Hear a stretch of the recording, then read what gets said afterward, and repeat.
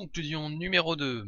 Alors, j'étais pas satisfait avec toutes les infos que je vous ai données dans la dernière conclusion, donc je voulais refaire une dernière petite vidéo pour mettre quelque chose au point. Alors, on va faire le bilan un petit peu de tout ce qu'on cherchait dans un logiciel et voir lesquels l'ont, lesquels ne l'ont pas, et si c'est important ou pas. Donc, on cherchait des logiciels qui pouvaient tous traiter des fichiers RAW, et c'est le cas. Je viens de vérifier avec Picasa, et Picasa traite les fichiers RAW, et il semblerait qu'il les traite autrement qu'en faisant juste un JPEG qui travaille ensuite, parce que sur le ciel, vous vous souvenez, le ciel bleu, on voyait des traits qui apparaissaient quand on traitait le JPEG. Quand on utilise le RAW, ça n'apparaît pas comme ça, et on a un beau dégradé de ciel, enfin bon. Ça traite le RAW aussi bien que les autres visiblement, donc Picasa, bonne solution pour ça, donc tous traitent le RAW. La balance des blancs, tous les logiciels permettent de la retoucher, il n'y a pas de souci. L'exposition, les tons clairs, les tons foncés, tous les logiciels le font bien. Picasa le fait un petit peu moins bien dans la mesure où on peut uniquement augmenter les contrastes et augmenter les tons clairs, augmenter les tons foncés, mais on peut pas aller dans l'autre sens. Ce qui peut être parfois intéressant pour aller rechercher du détail dans le noir ou dans les clairs. Au niveau des couleurs et de la saturation, tous le font bien. Un petit malus pour Picasa et Digital Photo Professional. Picasa parce qu'il a uniquement de la saturation et que c'est vraiment de la saturation assez violente, honnêtement. Et Digital Photo Professional aussi parce qu'il a que la saturation et que donc ça va facilement amener à avoir certaines couleurs qui vont flasher beaucoup plus que d'autres, et donc on peut pas vraiment sélectionner une couleur par rapport à d'autres. Il semblerait que dans Digital Photo Professional on peut malgré tout sélectionner une couleur et non pas les trois couleurs, rouge, vert ou bleu.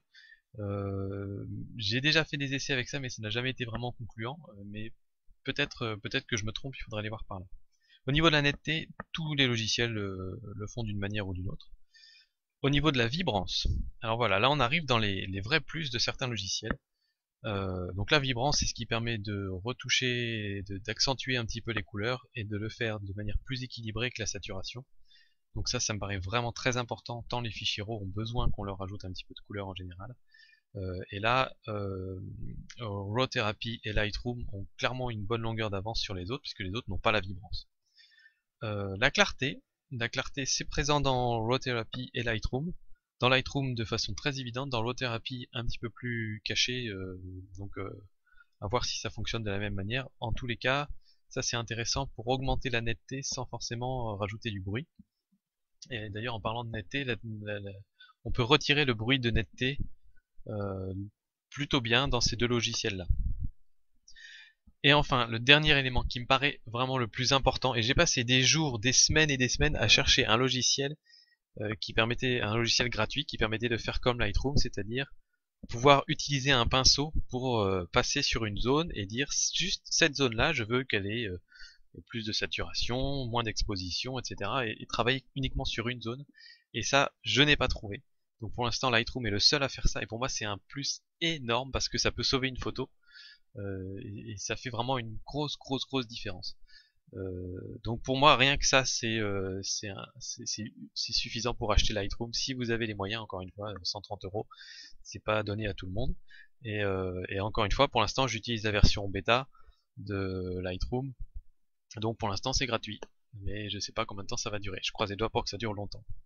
Donc voilà un petit peu mon classement. Je dirais au final que ah oui, dernière chose, ici, dans les réglages de zone, Picasa peut le faire un tout petit peu, c'est-à-dire qu'on peut mettre un filtre gradué au niveau du ciel, donc ça peut sauver le ciel de certaines photos. Donc ça se prend, c'est pas trop mal. Donc au niveau du classement, je dirais, en dernière position, on a Digital Photo Professional et Picasa. Mais ça pourrait être pas trop mal de les combiner tous les deux, à voir si on peut faire les premières retouches en DPP et ensuite les passer dans Picasa pour ajouter quelques filtres. Ensuite, on a RAW Therapy qui est un petit peu fouillé, mais qui a des résultats prometteurs, mais il faut vraiment s'y adapter. Et enfin, Lightroom qui est le top du top. Encore une fois, c'est que mon avis personnel, c'est uniquement basé sur la façon dont je traite les photos, et il se peut que ma logique soit plus adaptée à Lightroom que à RAW Therapy par exemple, et que pour vous ce soit l'inverse. C'est uniquement personnel. Et voilà, fin de la vidéo, salut!